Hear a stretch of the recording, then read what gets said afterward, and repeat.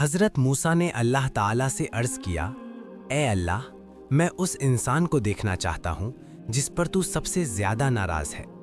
اللہ تعالیٰ نے فرمایا، ہرے اور سوکھے جنگل کی طرف جاؤ، وہاں تمہیں وہ شخص مل جائے گا۔ حضرت موسیٰ جب اس جگہ پہنچے تو انہوں نے دیکھا کہ ایک آدمی لکڑیاں کاٹ رہا ہے۔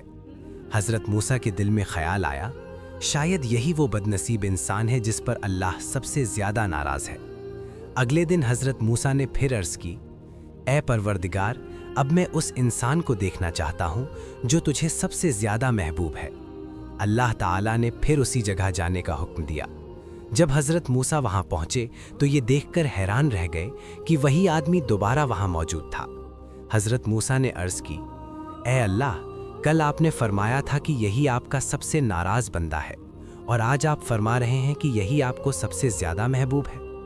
اللہ تعالیٰ نے فرمایا، اے موسیٰ، جب تم کل وہاں سے واپس آئے تو اس شخص کا چھوٹا بیٹا اس سے پوچھنے لگا، ابا جان، کیا اس درخت سے بھی کوئی چیز اونچی ہے؟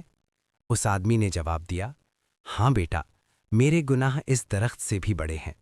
پھر بچے نے پوچھا، ابا، کیا آپ کے گناہوں سے بھی کوئی چیز اونچی ہے؟ یہ سن کر وہ آدمی رونے لگا اور کہنے لگا، ہاں بیٹا، اللہ کی رحمت میرے گناہوں سے بھی اونچی ہے۔ اللہ تعالیٰ نے فرمایا، بس اس کی اسی بات پر میں نے اس کے